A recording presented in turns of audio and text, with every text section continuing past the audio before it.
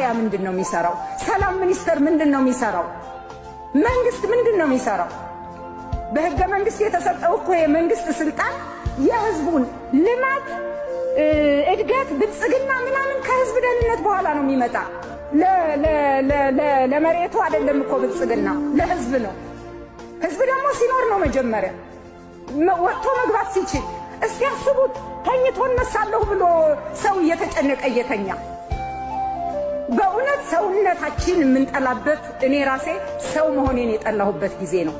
አመራር ሁኜ በዚህ ሰዓት እዚህ መገኘቴን የጠላሁበት ወቅት ነው።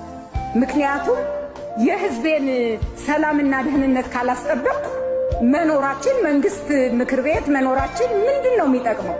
ስለዚህ በዚህ መንገድ አስበን እንደ ምክር ቤትም ቁርጥ ያለ አቋም ይዘን መንግስትን እርምጃ እኛ ገብተን እሱን ልንወስድ አንችልም። ኃላፊነታችን የኛ ስላልሆነ አሁን ራሱ በየአካባቢው ከዚህ ከወር ከሁለት ወር በፊት የነበረ ችግር የሞቱት ሞተው አለፉ። በቃ በማይሆን በሚያሳዝን ሁኔታ ያሉት ደግሞ እየተጨነቁ እኮ ነው። አሁንም ፍርሃት አለን፣ አሁንም ስጋት አለን እያሉ እኮ ነው።